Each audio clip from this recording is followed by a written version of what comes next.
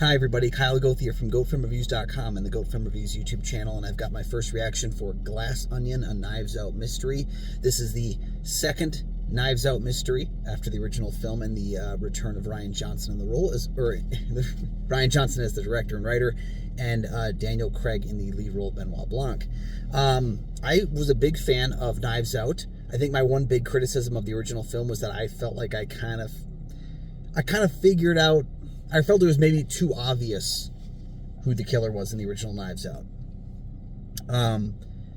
This time around, I love the movie, and Knives Out was great on multiple rewatches. It became a movie that was less about the whodunit mystery and more about just the style and flair that Rian Johnson brought to it. This time around, though, I was like, okay, well, I have no idea what's going on into this. I hadn't watched a trailer for this film. I had no preconceived notions of it. So I was basically able to peel back the layers of this proverbial onion as the film played out. So going into it, I got the general idea that it was on an island. That was about it. And I knew some of the cast members, but I can say right now that this movie surprised me immensely with how much fun it was. Even though I thought the first film was fun, I think this one is a lot more fun. You can tell Rian Johnson's really playing with his bigger budget. He's having a lot more fun with the style choices. He's getting a little bit zanier. He's kind of really embracing some of the ideas at play here. And he's having more fun, which means that we as an audience are having more fun.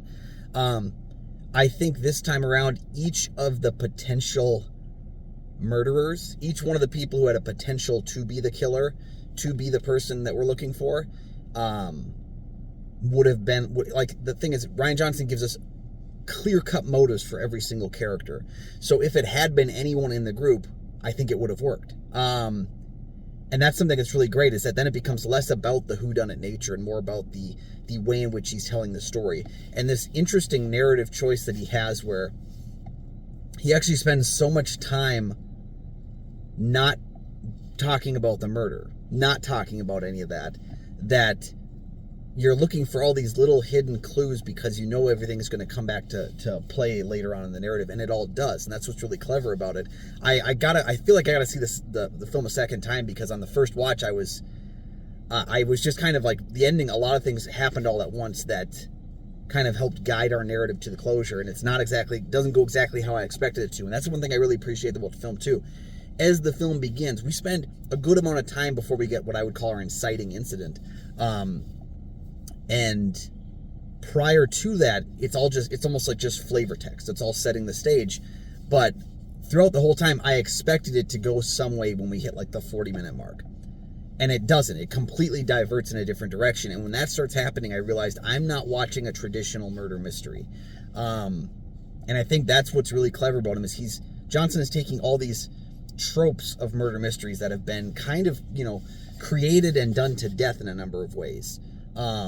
But he's also subverting them. He's finding a new narrative way to go about it. He did that a little bit in Knives Out, and I think he's done it even more so here.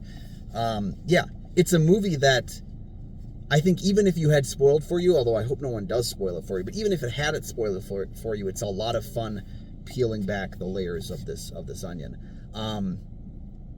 Yeah, Benoit Blanc is tremendous as always. I really liked Edward Norton. He's one of those actors, I always feel like Edward Norton's having less fun than the rest of us, but he's having a lot of fun in this film. He's really embracing his kind of character role. I really liked Dave Bautista. Dave Bautista is one of those guys where you have to, I think as he started off, it needed to be about finding the right role for him, because he's great when he's in the right role, and I think this is, again, another right role for him. Catherine Hahn makes the most of what she gets to do. Leslie Odom Jr. is also wonderful. I don't think there's a singular misstep in casting at all. Yeah, we even get Noah Segan returning, and a vocal cameo from Joseph Gordon-Levitt.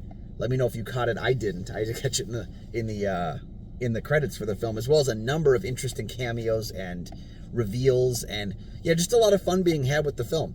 I was surprised by how much time, because it starts off a little loony, where it's like, okay, the nice thing about it is that first scene, Johnson gives you the ability to say, like, well, this is the story I'm telling, and this is how I'm telling it.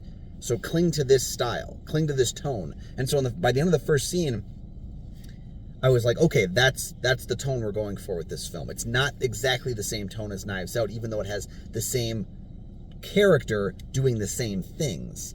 So it's almost like they plucked out Benoit Blanc from Knives Out, which is its own movie apart from him, and then put him in this film, which is a completely different film, and he's just been inserted into it.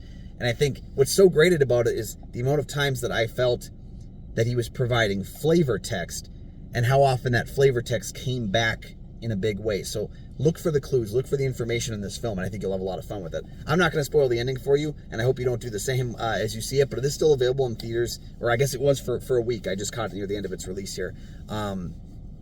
And yeah, check out the film. If you didn't get a chance to see it in theaters, go check it out on Netflix when it drops in December, and have fun breaking down all the different pieces of it. I can't wait to see the film again myself. But once you've seen it, let me know down in the comments section below. Try to keep it spoiler free, because sometimes those comments can show up when someone else might not want to know the ending.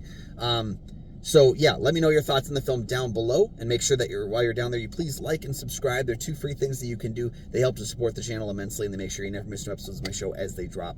You can also check out goatfilmreviews.com for my written reviews. Check out Goat Film Reviews on Facebook. You can follow me personally at Twitter, Instagram, and Letterboxd at Almighty Goatman.